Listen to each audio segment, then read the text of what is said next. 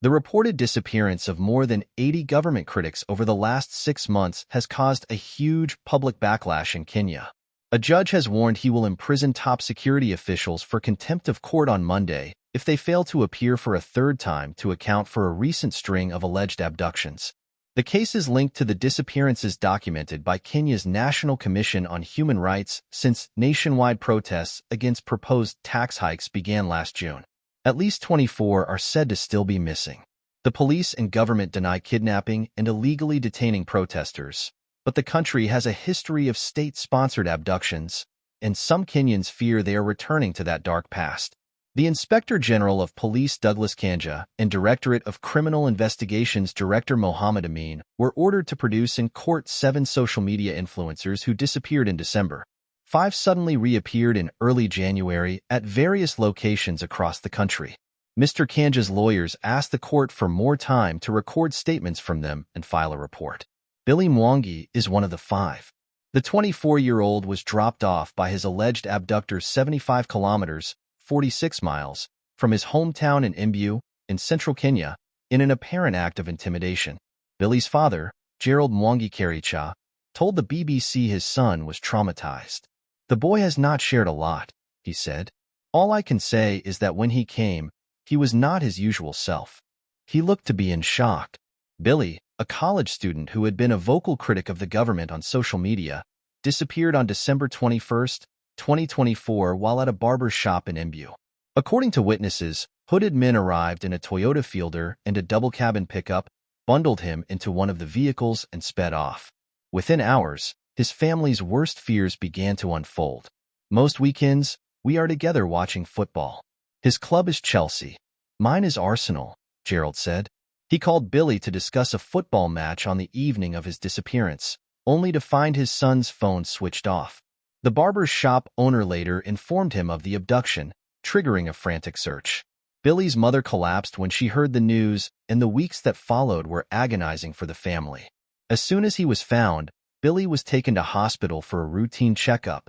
His family says he is still recovering from the trauma, but his release has brought them some measure of relief. Like many who have reappeared after alleged abductions, Billy has said little about his ordeal, perhaps out of fear. Jamil and Aslam Longton also kept quiet after they were released in September from 32 days in captivity. The brothers were warned, says Jamil, that they would be killed if they went to the media. 3 months later, a government official publicly referred to their case as a lawful arrest. The siblings took this as confirmation that a government agency was responsible for what they had been through and found the courage to speak out. "The Constitution of Kenya is very clear," says Jamil. "You should be arrested and taken to court within 24 hours. Ours was 32 days. We were never given a lawyer to represent us anywhere. We were not allowed to see our family or communicate to our family. So this is not an arrest, this is an abduction."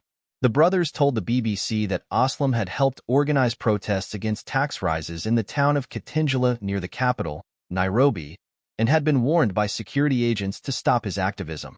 One day in August, the two were pulled into a car by their home, hooded and handcuffed, and taken to an unknown location where they were held in small dark cells.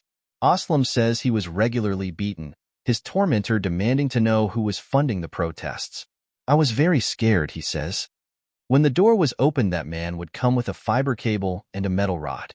I was scared he had come to beat me or finish me off. There were only 2 options: to beat me or to kill me." Jamil describes their abductors as heavily armed, able to track their mobile phones and confident enough to pick them up in broad daylight, operating with a level of resources and degree of flexibility that human rights groups have reported in many cases. But this does not mean they are official security operatives, says government spokesman Isaac Mora, denying that the state is behind abductions. "Organized security may also be part of organized crime," he told the BBC. "It could also be for political reasons.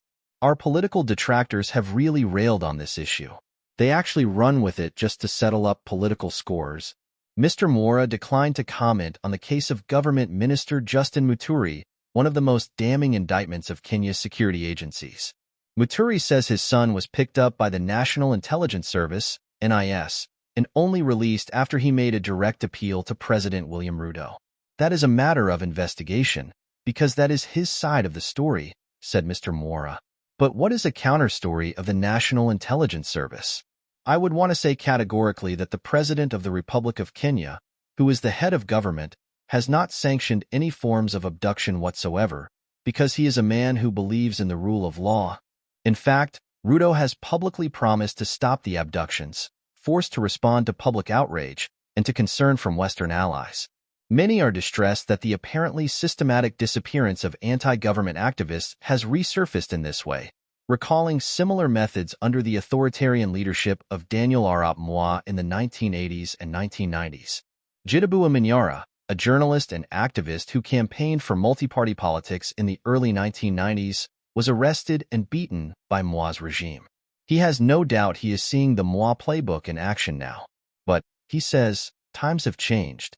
Constitutional amendments have established more mechanisms of accountability, and there is a greater segment of Kenyan society that will not be intimidated. The democratic space has expanded so much the government cannot wish away democratic voices of dissent, he told the BBC. Plus, with social media, the word spreads out almost instantaneously, he said. We cannot be censored the way we used to be censored in those days when we could only use landlines. Reports of disappearances have tapered off in recent weeks. But despite the announcement of police investigations, no one has been charged, let alone convicted, for carrying them out.